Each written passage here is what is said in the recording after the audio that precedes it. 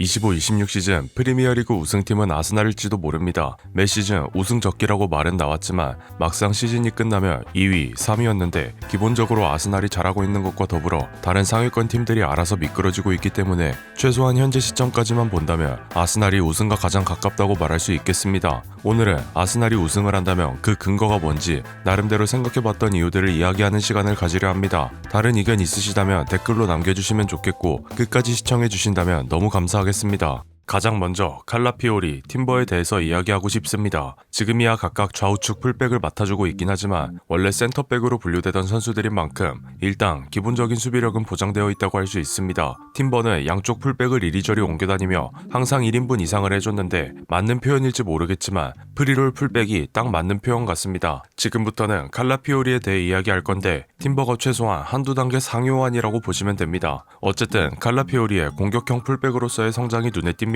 공격 상황만 되면 오버래핑, 언더래핑을 자유자재로 구사하며 왼쪽 윙어의 공격 부담감을 줄여주는 모습을 보이고 있고 특히 이번 토트넘전에서 고점이었던 것 같습니다. 이렇게 중앙으로 전진하는 빈도수가 다른 경기에 비해 잦았던 것 같다고 느꼈습니다. 마갈량이스의 부상 때문에 라이스가 후퇴하는 일이 많아 전진이 한 타이밍씩 늦는 경우가 있었는데 다행히 칼라피오리가 오버래핑만 하지 않고 언더래핑도 적절히 섞어가면서 전진했기 때문에 중원의 장악력을 잃지 않을 수 있었다는 생각이 들고 이 경기에서 왼쪽 센터백으로 인카피에가 출전했는데 이 선수도 레프트백을 볼 수 있습니다. 그래서 라이스가 빌드업을 위해 센터백 자리로 내려오면 인카피에가 레프트백 자리로 칼라피오리가 빠른 기동력을 살려 3선으로 스위칭 이런 다양한 패턴을 보여줄 수 있는 것 같습니다. 메리노, 하베르츠의 경우에도 각각 3선, 2선을 보는 미드필더였지만 190 근처의 장신, 오프더블 활동량을 근거로 최전방에 세웠는데 이게 아르테타가 추구하던 연계와 딱 맞아떨어져 훨씬 다양한 공격 옵션을 생각해 볼 수 있게 되었습니다.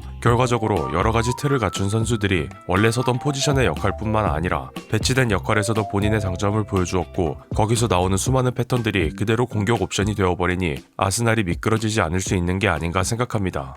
방금 말씀드렸던 부분에 대한 연장선인데 결과적으로 아스날은 이번 시즌 더블 스쿼드를 구축했습니다. 피지컬에 강점이 있는 젊은 센터백 모스케라를 영입해 살리바의 이탈에 대한 1차적인 대비를 했으며 바로 앞 챕터에서 말씀드린 인카피에는 마갈량이스의 대체자이자 칼라피오리의 대체자 즉 레프트백과 센터백이 동시에 되는 멀티 자원이며 칼라피오리가 유리몸 기질이 있기도 하고 박싱데이처럼 일정이 상당히 타이트한 구간에 좋은 서브 자원이 될 것으로 보입니다. 중원도 머릿수만 채운 게 아니라 뎁스가 탄탄합니다. 사실상 아스날의 중원 1구는 4-3-3 포메이션에 라이스, 수비맨디, 플러스 웨데고르 혹은 메리노이고 지금같이 웨데고르가 부상 중일 때 수비적인 4-2-3-1 포메이션으로 변경해 라이스, 수비맨디의 조합에 공미의 에제를 배치, 서브로 뇌르고르를 남겨두는 튼튼한 뎁스를 자랑합니다. 마두에케, 에제 또한 확실한 선발 라인업이라 볼 순 없지만 마두에케는 시즌 극초반에 마르티넬리가 워낙 부진해서 그리고 사카의 부상 이탈로 몇 번 선발을 뛰었는데 나올 때마다 인상적인 경기력을 보여주었고 에제는 그동안 기복이 있긴 했지만 이번 토트넘전에서 확실히 폼이 올라온 듯한 모습으로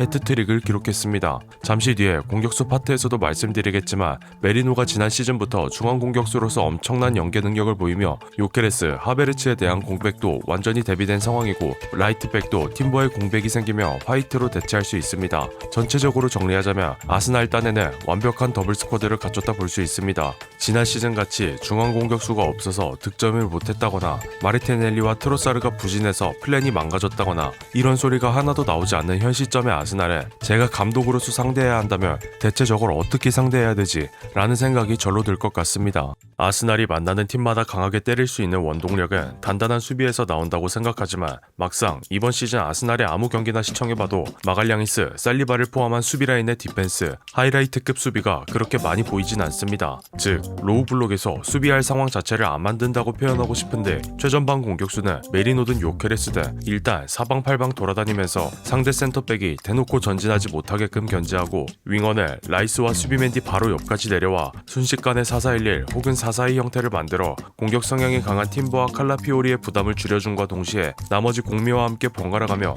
상대 온볼 선수를 압박합니다. 어쨌든 이렇게 타이트한 수비를 한다는 것은 곧 공격권을 일부 가져온다는 소리가 되는데, 공격의 퀄리티를 떠나서 수비로 공격 기회를 얻는 것 자체가 이득이면 이득이지 절대 마이너스로 볼 것도 아니고, 말씀드린 것처럼 2선 자원도 내려와 수비에 가담하기 때문에 수비에 성공한다면 측면에 공을 투입해 빠른 속도로 역습이 가능합니다. 이렇게 잘 갖춰진 시스템을 기반으로 아스날은 프리미어리그 최소 실점을 이어가고 있고, 선수들의 미친 듯한 선방쇼가 아니라 애초부터 위험한 수비 상황이 나오지 않게끔 수비 시스템을 잘 갖춘 것이고, 스몰 스쿼드를 지향하던 아르테타가 이제는 차순위 경쟁에서 로테이션도 돌려가며 똑같이 결과를 내주고 있기 때문에 이제 본격적으로 돌입하는 박싱데이에서도 활약상을 이어준다면 좋은 결과 있지 않을까 생각합니다. 아스날의 최전방은 생각보다 많은 역할을 수행합니다. 전방에서 좌우로 돌아다니거나 지속적인 박스 침투로 상대 센터백을 압박하기도 하고, 높은 타점을 이용해 전방에서 공중볼을 받아 패스 연계 채널로 쓰이는 등 쓰임새 자체는 상당히 많습니다.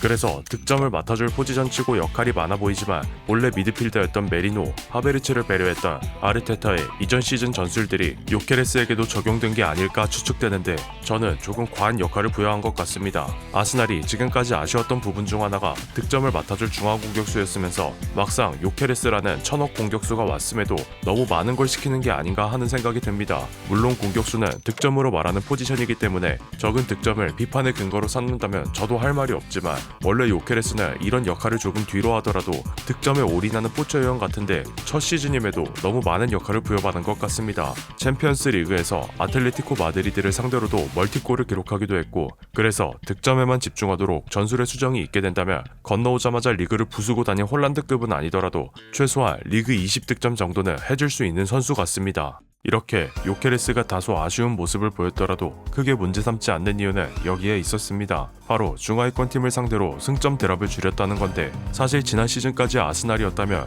이 부분에 있어 자유롭지 못함을 아실 겁니다. 주전 선수들의 갑작스런 이탈에 대비한 플랜 B가 없거나, 외대고르, 사카가 경기력의 기복을 보임에도 공격 작업을 우측에 몰아넣는다던가 하는 조금 답답한 경기의 연속이었고, 바로 뒤 챕터에 소개할 세트피스를 본격적인 공격 전술로 장착했음에도 지공을 못하니 세트피스로 하는 거 아니냐는 아쉬운 비아냥을 들어야만 했습니다. 리버풀을 상대로 1패를 기록하긴 했지만 나머지 경기는 최소한 지진 않았는데, 이는 한 경기 빼고 최소한 1점씩은 챙겨왔다는 소리가 되며, 그나마 무승부를 기록한 두 팀, 맨체스터 시티는 수비 체급이 너무 좋았고 11라운드 썬덜랜드전은 공격진 줄부상이라는 악재가 있었습니다. 12라운드 토트넘전은 마갈량이스의 부상까지 추가되었음에도 4대1로 완봉하는 데 성공했는데, 방금 언급했던 맨시티전도 정규시간 이후 93분에 집어넣은 극장골로 무승부를 만든 것이며, 이렇게 질 뻔한 경기를 무승부로 상대적으로 힘든 경기를 어떻게든 승리로 끝내는 걸 보면 아스날에게도 위닝 멘탈리티가 장착된 걸 알 수 있습니다.